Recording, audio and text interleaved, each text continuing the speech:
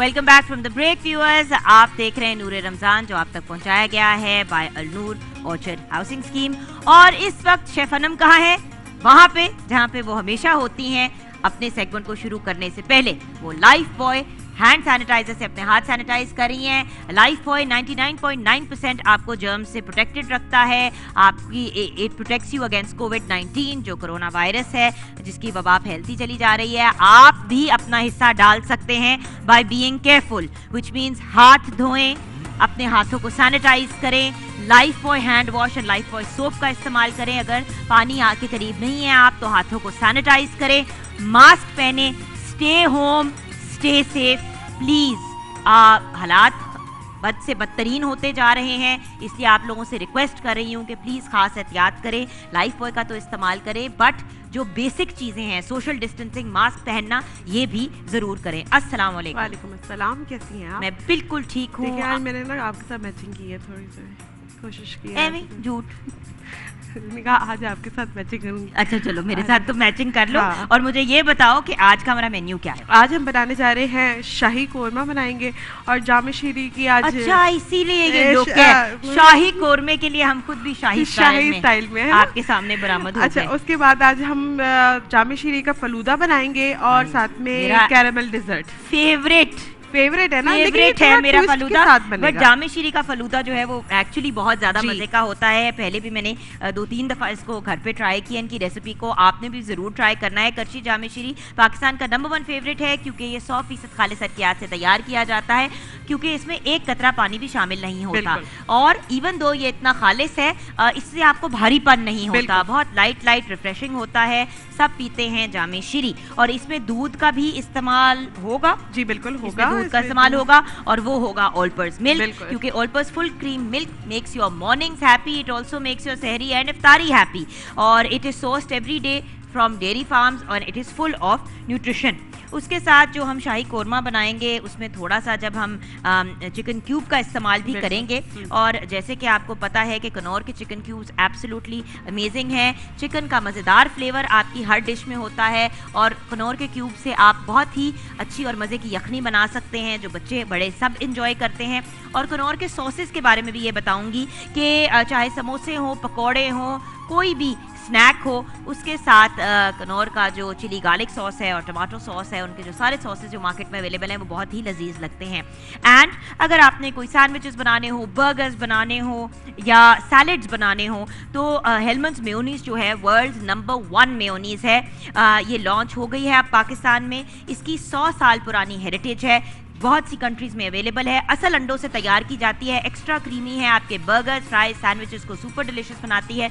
ज़रूर ट्राई कीजिएगा हेलमंड्स की रियल मेयोनीज आपकी इफ्तार के टेबल पे ट्विस्ट ऐड करने के लिए। एंड जब हम सारी चीज़ें बनाते हैं, पकाते हैं, तो हमारा जो बेस्ट फ्रेंड है रोज़ पेटल सूप, वो हमारे साथ होता है।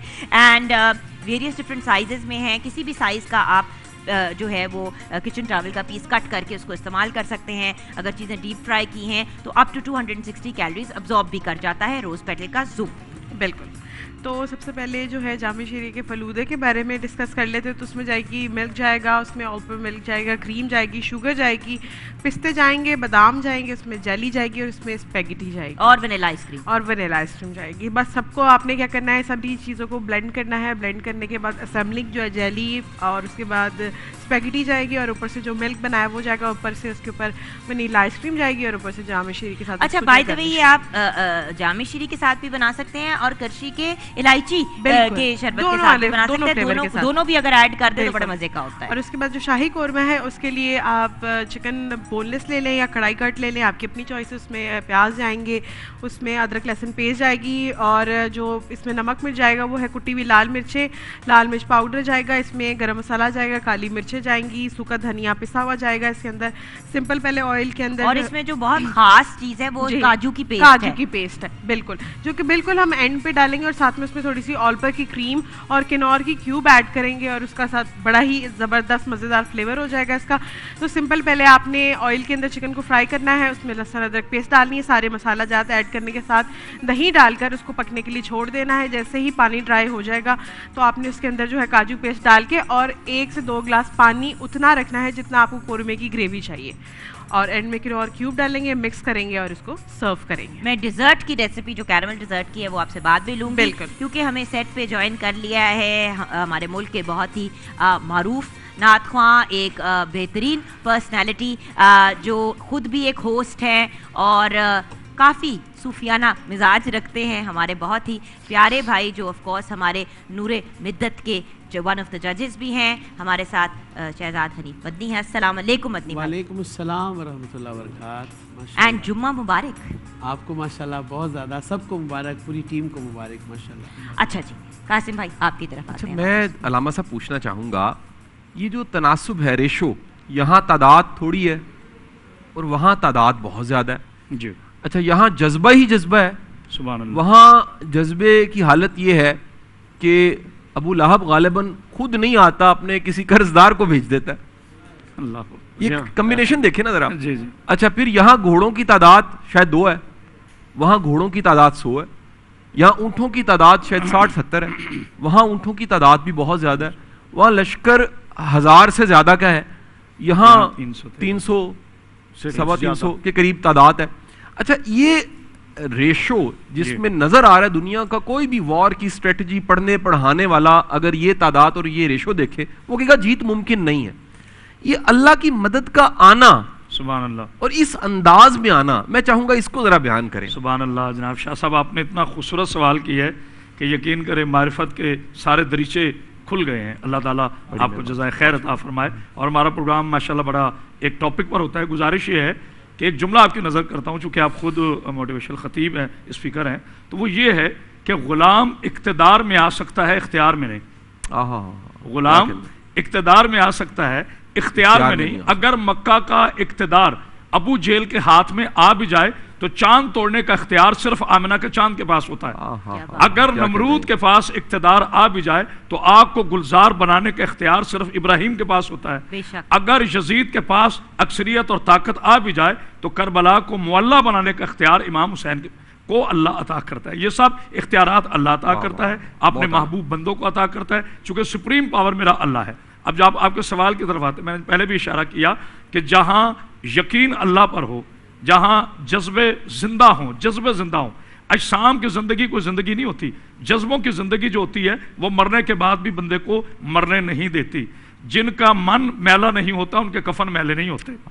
मैंने जुमला फिर हदिया कर दिया, आपको नजर कर दिया। शाह साहब, अपने वक्त के अंदर मुझे गुफ्तगू को मुकम्मल करना है, और वो ये है कि जहां घोड़े ज्यादा, सामान ज्यादा, लश्कर ज्यादा, और इस तरफ सिर्फ यकीन कामिल अपने अल्लाह पर, चूंकि अल्लाह वादा फरमा चुका था अपने हबीब से, अल्लाह वादा फरमा चुका था कि फतह आप ही का नसीब है, तो इसलिए मेरे नबी पाक सल्लल्लाहु अलैहि वसल्लम को और आपके सहाब को उनके घोड़ों का रोब मुअस्सर नहीं कर सका, उनकी तलवारों की ज्यादती इनको झुका नहीं सकी, उनका जुल्म और जबर इनके इरादों में कमी नहीं ला सका, क्योंकि यकीन अपने अल्लाह पर था। एक बात। और दूसरी बात, शाह साहब, मैं ये भी अर्ज करता चलूँ, आज एक अपने मुअज़्ज़ज़ सुनने वालों को एक बड़ा नफीस पैगाम देता जाऊँ कि अभी तक लोगों को शायद ये इल्म नहीं है कि जहाद और किताल में क्या फ़र्क है। जहाद नाम है अपने अल्लाह पे कुर्बान होने जाने का, और किताल नाम है अपनी खुदी पर लोगों को कुर्बान करने का। यानी इन दोनों में जो बुनियादी फ़र्क है वो तलब कुर्सी और तालिब आयतल कुर्सी का है। जो तालिब कुर्सी होते हैं वो किताल करते हैं, जो आशिकाने आयतल कुर्सी होते हैं वो जहाद करते हैं। मेरे रसूल का जहाद जो था वो अल्लाह के हुक्म के मुताबिक था। और एक जुमला हदिया करके आपसे इजाज़त चाहता हूँ आज की गुफ्तगू में, और वो ये है, और ये पैगाम है, ये पैगाम मैं शाह साहब हाथ उठा के नहीं, हाथ जोड़ कर कह रहा हूँ। जब कोई कौमें तबाह होती हैं, जिन कौमों पे अजाब आता है, जैसे अभी फिल वक्त हमें कोरोना की इस मुसीबत से, ये उस वक्त होता है जब गुस्ताखियाँ अपने उरूज पर होती हैं। मेरे नबी की शान में गुस्ताखी अल्लाह माफ़ नहीं करेगा, साहबा इकराम की शान में गुस्ताखी अल्लाह माफ़ नहीं करेगा, और मोहम्मद रसूलुल्लाह सल्लल्लाहु अलैहि वसल्लम की आल की शान में गुस्ताखी अल्लाह माफ़ नहीं करेगा। आप देखें शाह साहब, एक पैगाम ऑन एयर देना चाहता हूँ, हाथ बांध कर, कोई फ़िरका वाराना अंदाज नहीं, कोई वालेशन नहीं, कोई तशद्दुद नहीं, कोई फतवा नहीं है, मोहब्बत के साथ पैगाम देना चाहता हूँ जुगन बहन। और वो ये है कि जब कोरोना हमारे सर पे घंटियाँ बजा रहा है और आज हम कल एक बदबख्त ने इमाम ज़मान अलैहिस्सलाम इमाम मेहदी की शान में गुस्ताखी की है, उसे ये पता नहीं है कि वो आले रसूल है, वो रसूल अल्लाह के बेटे हैं, ये किसी की तकसीम शुदा विरासत नहीं है। सहाबा इकराम सबके हैं, रसूल अल्लाह सबके हैं, आले मोहम्मद सबके हैं। हमें चाहिए इन तमाम ज़वात मुक़द्दसा को अपने ईमान का हिस्सा बनाएं और ज़िंदगी को इस अंदाज से गुजारें कि हमारे मुंह से गुस्ताखियाँ ना हो बल्कि मोहब्बत का पैगाम शायद। बिल्कुल, बहुत बहुत शुक्रिया आपका, आप दोनों का कि आपने हमें आज ज्वाइन किया। अली भाई आपसे भी और अलामा साहब कल फिर आपसे इंशाल्लाह मुलाकात होगी। एक छोटी सी मैं अगर वजाहत अगर 1 मिनट हो तो उससे, ताकि बात हुई है किसी को गलतफहमी ना हो जाए। अलामा साहब ने जो बात फरमाई दुरुस्त थी, लेकिन उन्होंने एक इस्तिलाह का इस्तेमाल फरमाया, तो मैंने कहा ताकि सुनने वाले को कहीं इश्तबा हो सकता है। तो कुरान मजीद में जिहाद की इस्तिलाह भी आई है मोमिनीन के हक़ में और कुफ़ार और मुशरिकीन के ख़िलाफ़ क़िताल के लिए, और ख़ुद क़िताल की इस्तिलाह भी आई है। ठीक है, तो ये दोनों जिहाद के माना में इस्तेमाल हुई हैं। तो इन्होंने एक बात की, उसके यानी जिस पैराई में हो रही थी दुरुस्त थी, लेकिन उससे कोई गलतफहमी का शिकार हो सकता है। बिल्कुल, थैंक यू सो मच, आपने क्लियर कर दिया। और व्यूअर्स हमारी यही को हम हमेशा यही कहते हैं कि अगर कोई ऐसी बात हो जाए या कुछ ऐसी चीज़ हम में से कोई कह दे जिससे कोई मिसअंडरस्टैंडिंग हो या कोई गलत बात भी कह दे, तो हमें माफ़ कर दीजिएगा। हम इंसान हैं, इंसान गलतियों के पुतले होते हैं। थोड़ी सी उसमें क्लैरिफिकेशन थी, वो अली भाई ने कर दी, बहुत बहुत शुक्रिया। और हम छोटी सी ब्रेक की तरफ जाएंगे।